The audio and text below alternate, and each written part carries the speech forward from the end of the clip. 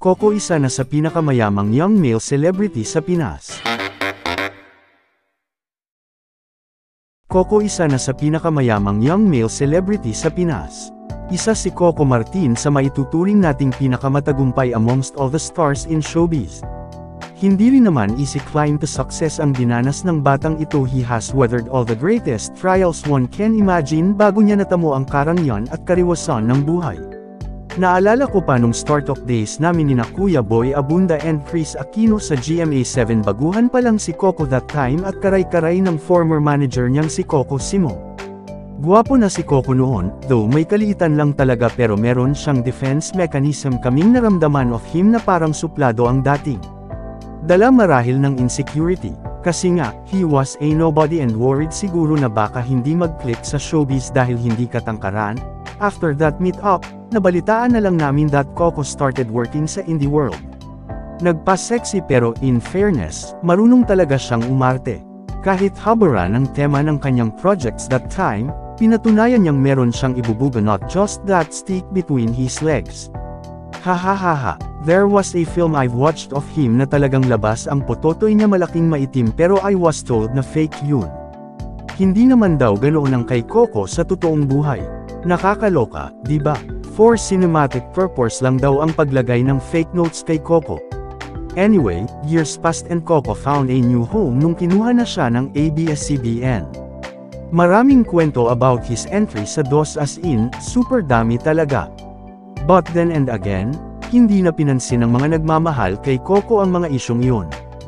Ang mahalaga ay kung paano siya kagaling bilang aktor, kung paano niya pinahagalahan ang break na ibinigay sa kanya sa DOS. He proved to the world na pwede palang mag-crossover ang isang sexy actor to a matinee type without prejudice. Naitawid ni Coco ng maayos ang imaheng iyon. Dala na rin ng super alaga sa kanya ng istasyon. And dito namin nakilala ng mabuti ang isang Coco Martin. The more that he gets popular and richer, the more na naging mas down to earth ang bata. The more that he becomes humble, that's why he has endeared himself to everyone. Iyon ang naramdaman naming tunay na pagkatao ni Coco Martin, ang pagiging mabuting nilalang. What a role model to everyone in showbiz. Marunong magpahalaga sa mga taong pinagkakautangan ng loob, hindi kailanman nagyabang at talagang ipapadama niya sa iyo without effort ang pagiging malambing and mapagmahal. Marespetong bata and all. Wala ka nang hahanapin pa sa isang artista na kay Coco Martin na yata lahat. Kaya mahal na mahal namin ang batang ito. He has realized his dreams by so much hard work, faith and luck. Swerte talaga niya, good timing kumbaga. When everyone's hungry for a good actor, he came in at the right time. Maganda pa ang attitude towards work, hindi mareklamo, pero artist talaga ang utak. Hindi pwede sa kanya ang pwede na. He wants perfection. Kita nyo naman siguro sa trabaho niya kung gaano siya kapassionate sa bawat eksenang ginagawa niya. That's how he is. Kaya nakikita naming tatagal pa siya ng tatagal sa negosyong ito, huwag lang mapagod sobra. And mind you, Coco is one of the richest amongst his peers now. Marunong mag-ipon, he has built a multi-million house in Commonwealth, QC.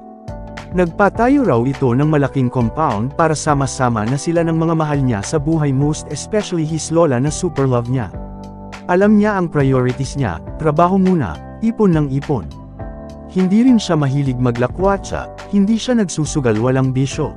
Mabuti na yung malinaw. Siguro patikim-tikim lang muna si Bagets, pero hindi pa siya ready for a commitment. Iyan ang dapat sa mga artista natin. Kailangang marunong mag-prioritize ng mga bagay-bagay sa buhay nila.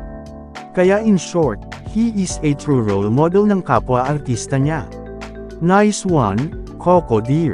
Ikaw na, Mr. Kasagpa here. E-subscribe muna yan for more news updates. Outs. E-subscribe muna yan best. Maraming salamat sa'yo.